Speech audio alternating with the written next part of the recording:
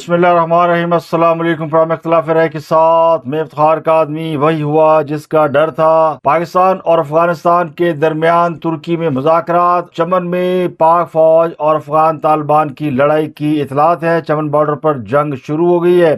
فضائی حملوں اور مارٹر گولوں کا آزادانہ استعمال۔ پیپلز پارٹی نے 18ویں ترمیم اور NFC ایوارڈ پر کمپرومائز کرنے سے انکار کر دیا ہے۔ اس کے علاوہ عمران خان کے کیسز کی سماعت نہ ہونے پر PTI اسلام آباد ہائی کورٹ پہنچ گئی۔ احتجاج کیا گیا اور وزیر اعلیٰ KPK کی عمران خان سے ملاقات نہ ہو سکی۔ غم و غصہ بہت زیادہ۔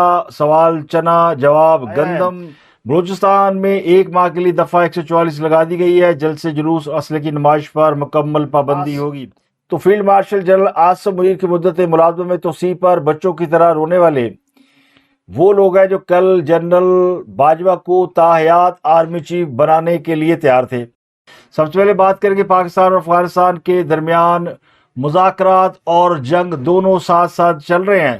مذاکرات ہو رہے ہیں ترکی میں، استنبول میں، جہاں پر پاکستانی حکام اور افغان طالبان کے درمیان کئی گھنٹوں سے مذاکرات کا سلسلہ جاری ہے، لیکن پاک افغان چمن بارڈر پر طالبان نے حملہ کر دیا، جس کے جواب میں پاکستانی سرحدی فورسز نے جواب دیا ہے۔ افغانستان سے ملنے والی اطلاعات کے مطابق قندھار کے ضلع اسپن بولدک میں پاکستانی فضائی حملوں کی غیر مصدقہ اطلاعات ہیں۔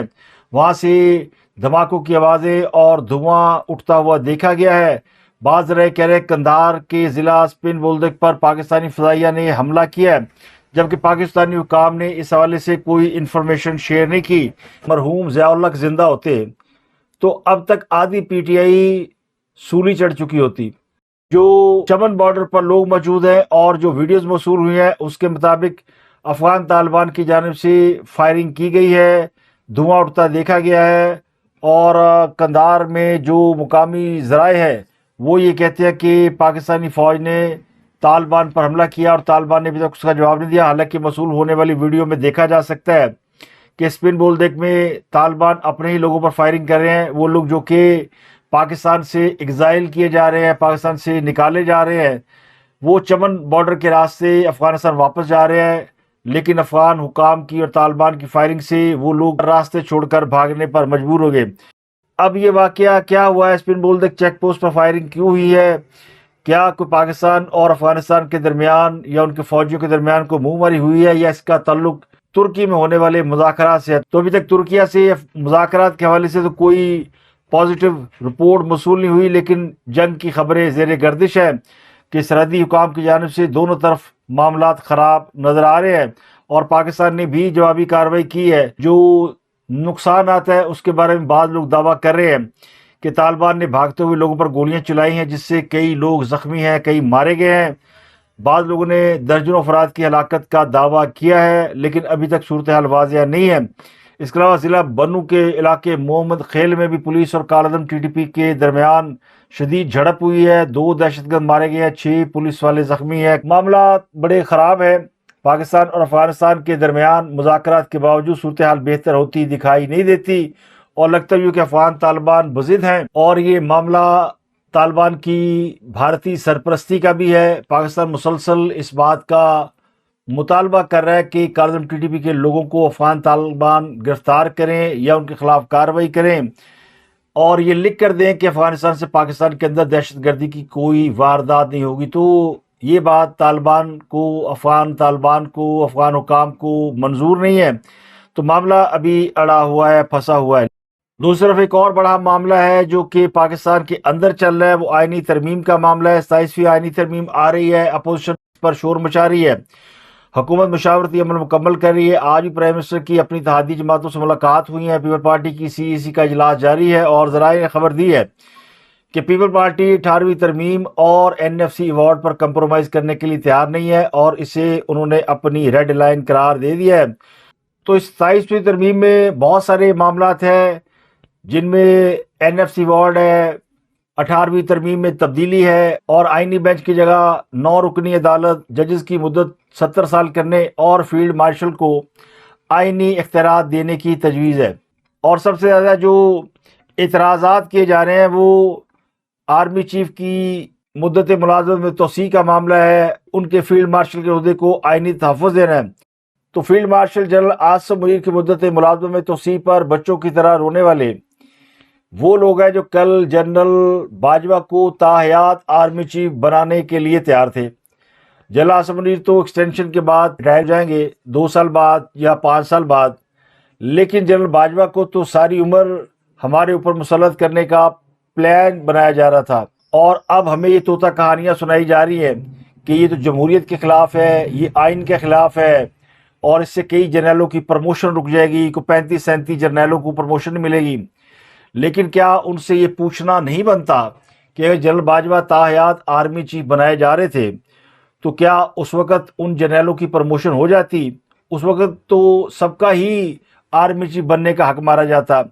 اب تحریک انصاف جو کہ سب سے زیادہ معترض ہے اس بات پر، اور عمران خان صاحب جیل میں بیٹھ کے فوج کو برا بھلا کہتے ہیں اور ملک میں چلنے والے آئین اور قانون کو وہ آسم لا قرار دیتے ہیں، تو یہ وہ سیاسی جماعت ہے جو کل تک فوج کی بڑی تعریفیں کرتی تھی۔ یعنی پہلے یہ الٹی کرتے ہیں، پھر اس کو چاٹتے ہیں، پھر اس کو سیدھی کرتے ہیں۔ جتنے دعوے انہوں نے اپنے دور حکومت میں کیے تھے وہ سب ان کے منہ پر پلٹ آئے ہیں۔ فوج کی تعریفیں کرتے تھے، انٹیلیجنس ایجنسی کی تعریفیں کرتے تھے کہ ہاں ان کا کام ہے ریکارڈنگ کرنا، ہاں ان کا کام ہے کرپشن پکڑنا۔ جب اپنی کرپشن پکڑی گئی تو ان کو گالیاں دے رہے ہیں۔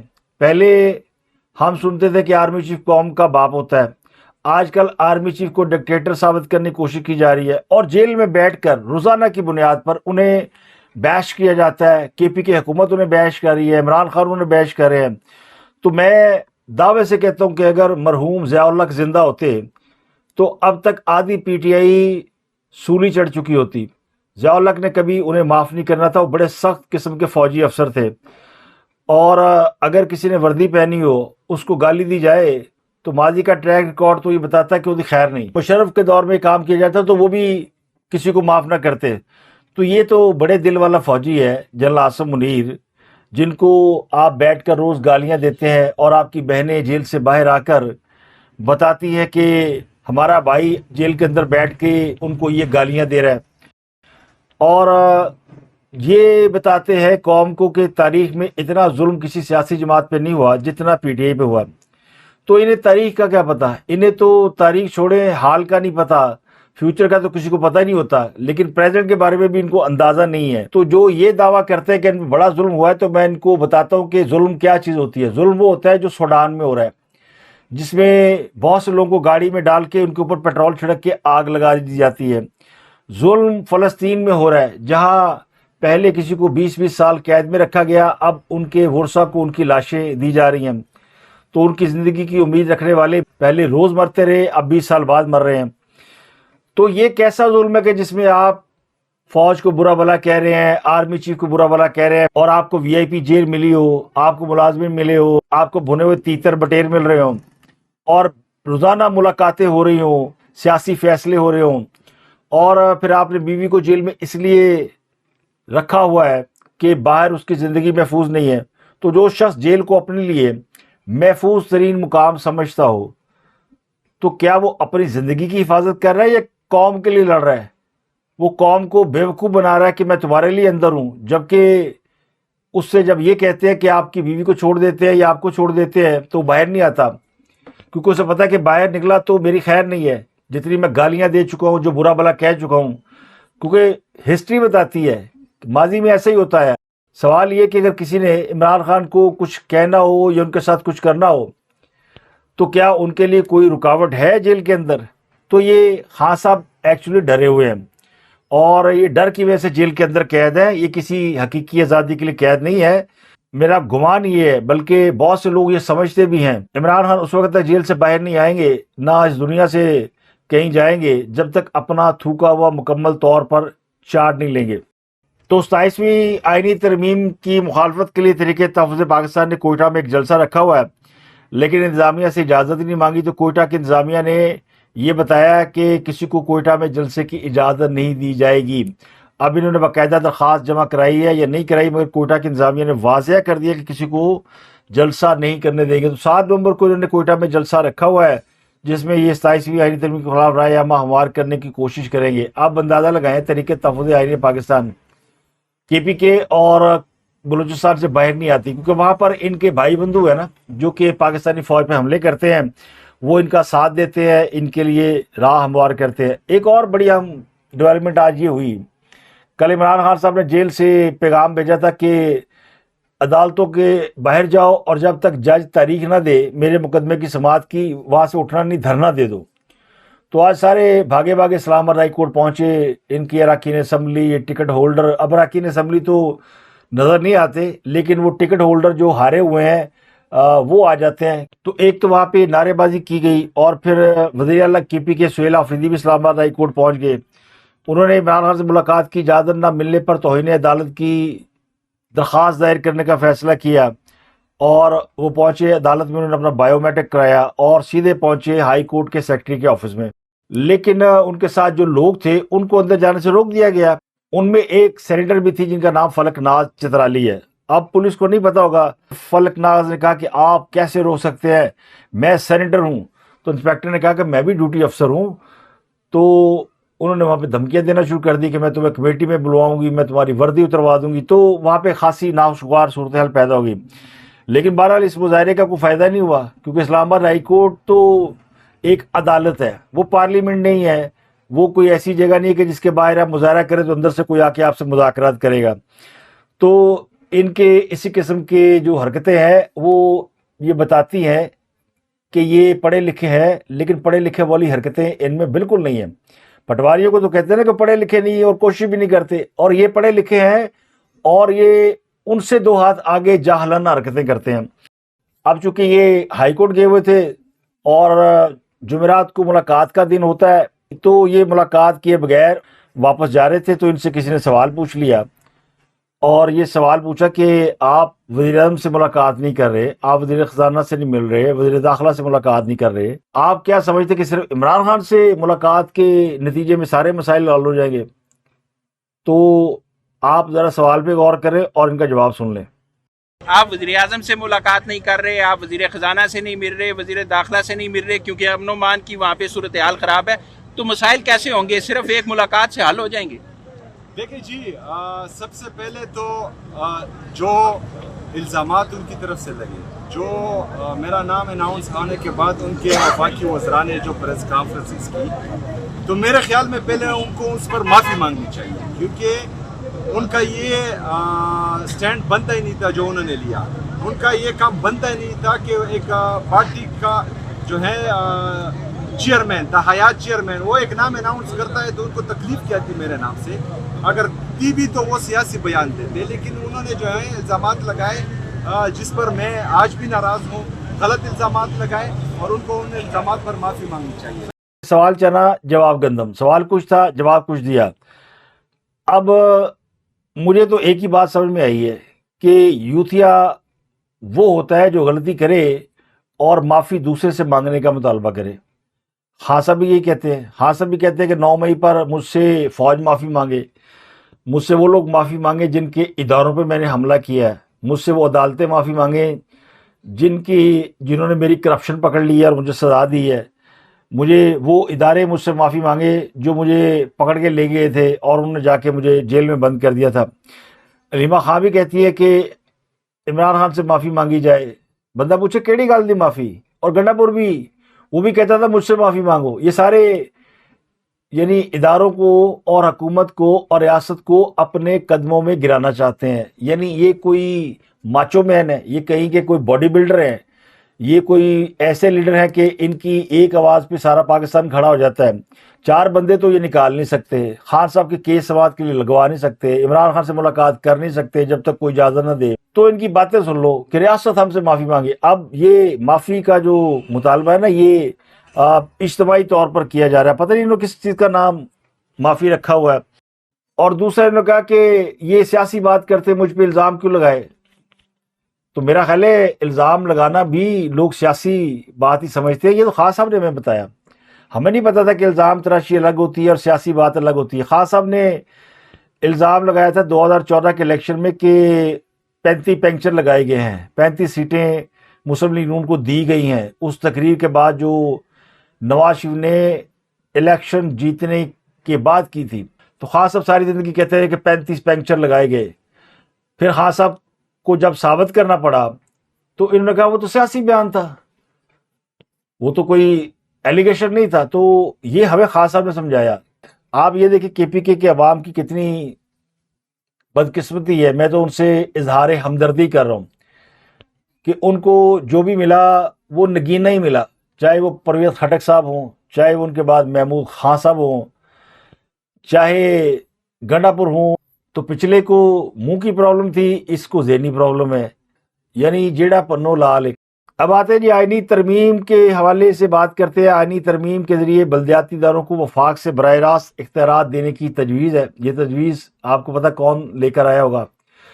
جن کو بلدیاتی ادارے اور ناظمین کا نظام بڑا پسند ہے. ایک ہی جماعت اس ملک کے اندر جن کو بڑا پسند ہے یہ نظام، کیونکہ انہوں نے تھوڑا بہت جو ڈلیور کیا وہ یہ ناظمین کا نظام تھا، بلدیات کا نظام تھا، اور وہ جماعت ہے ایم کیو ایم. تو ان کا اصرار یہ کہ بلدیاتی جو معاملات ہیں یا بلدیاتی ادارے ہیں ان کو فیڈرل گورنمنٹ کے انڈر ہونا چاہیے، کیونکہ اگر یہ پروونشل گورنمنٹ کے اندر ہوں گے تو پھر ان کو پیپل پارٹی کام نہیں کرنے دے گی، فنڈ بھی نہیں دے گی، روز رولا پیا رہے گا، ایک دوسرے کے گریبان پھاڑیں گے.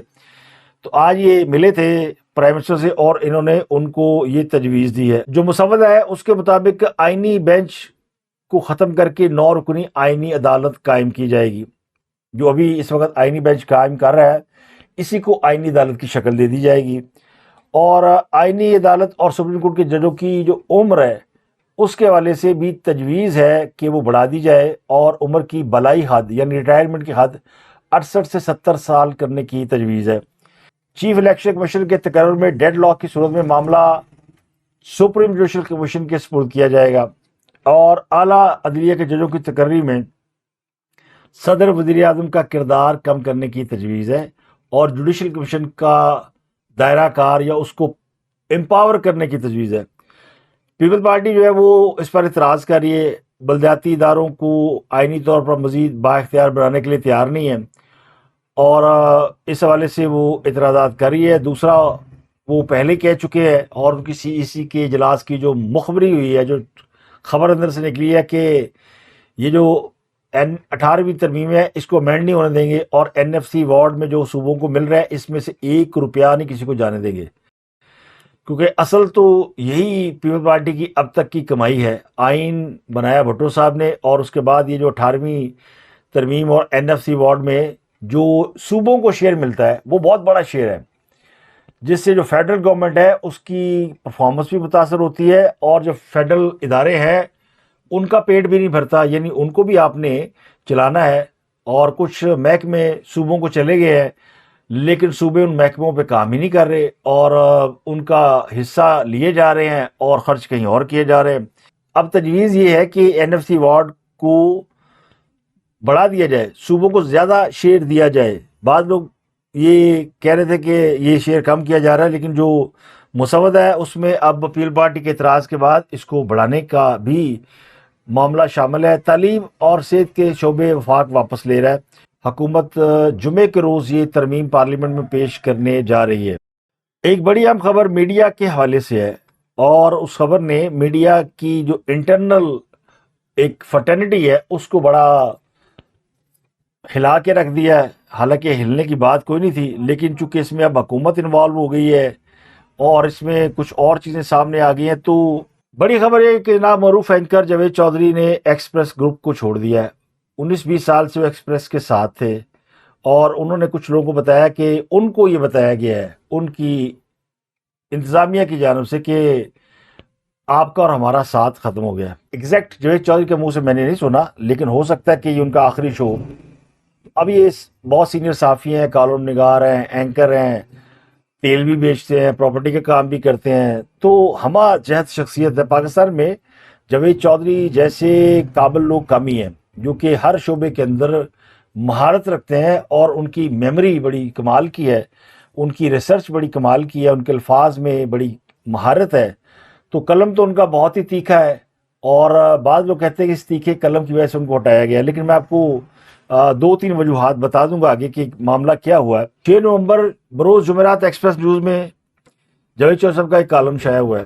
اس کالم میں بظاہر لگتا ہے کہ انہوں نے بڑی سخت زبان استعمال کی ہے اور بعض حساس موضوعات کے اوپر انہوں نے قلم اٹھایا ہے جس میں حضرت قائد اعظم کے حوالے سے کچھ انہوں نے اپنے خیالات کا اظہار کیا ہے اور اہل سنت کے بارے میں بات کی ہے، قادیانیوں کے بارے میں بات کی ہے. تو کچھ ایسا لگتا ہے کہ شاید یہ جو چیزیں ہیں یہ کنٹروورشل ہیں اور یہ جاوید چودھری صاحب کو نہیں چھیڑنی چاہیے تھی.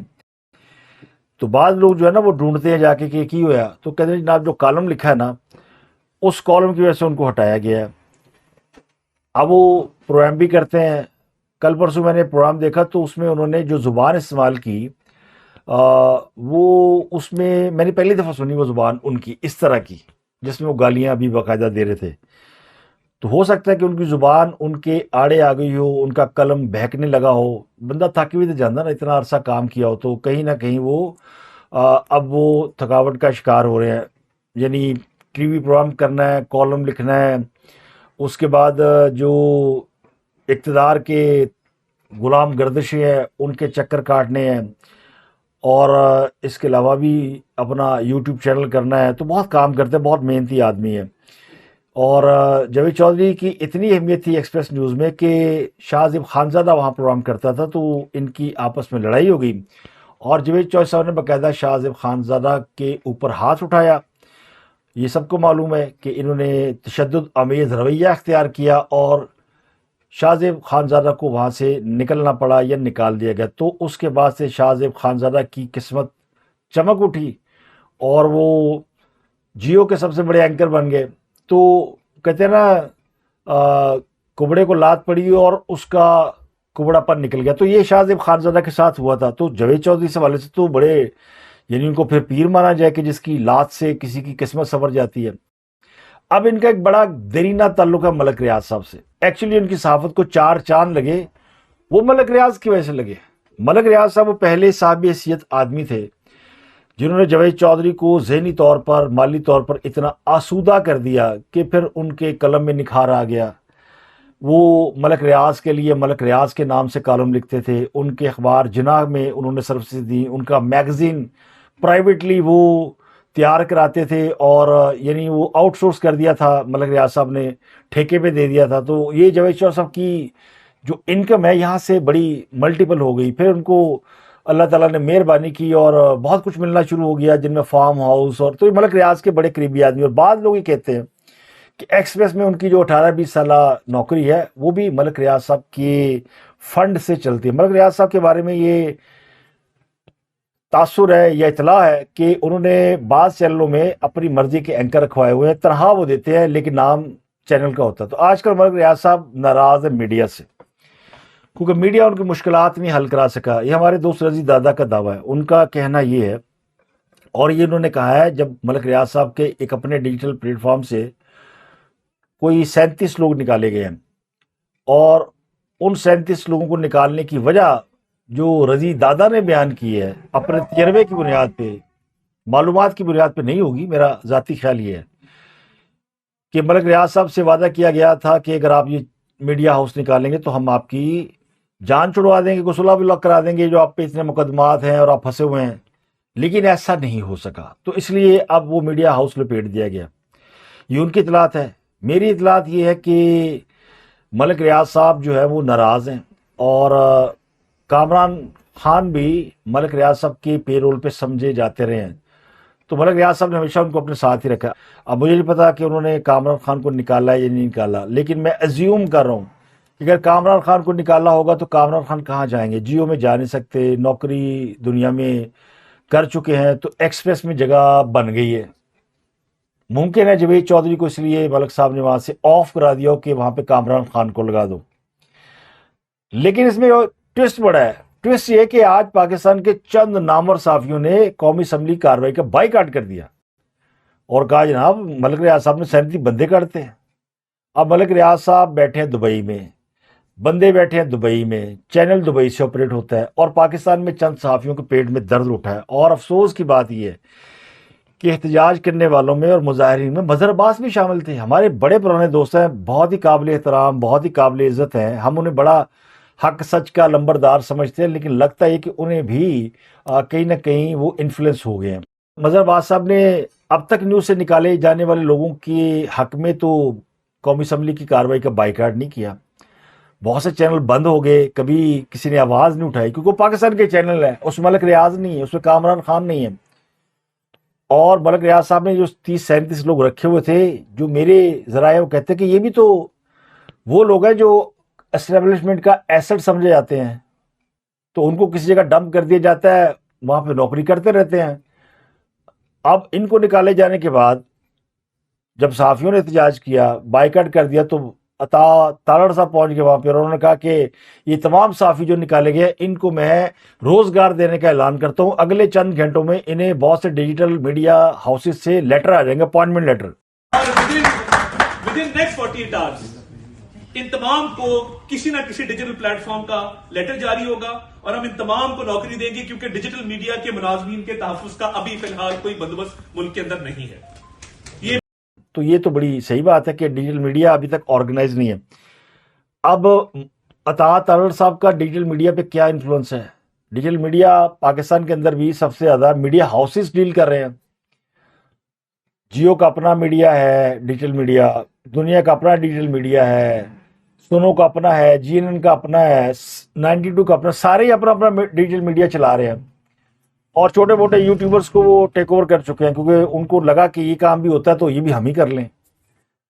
تو باقاعدہ اس کا مطلب ہے ان میڈیا ہاؤسز کو کہا جائے گا کہ اپنے ڈیجیٹل میڈیا میں ان لوگوں کو رکھ لیا جائے. اگر جو رکھے گا تو اس کا مطلب ہے وہ حکومت کی بات مان رہا ہے. اور واقعی پھر اسٹیبلشمنٹ نے اپنے ایسٹ کو ضائع ہونے سے بچانے کے لیے تالڑ صاحب کی ڈیوٹی لگائی ہے کہ آپ ان سب کو دوبارہ نوکری پہ رکھوائیں.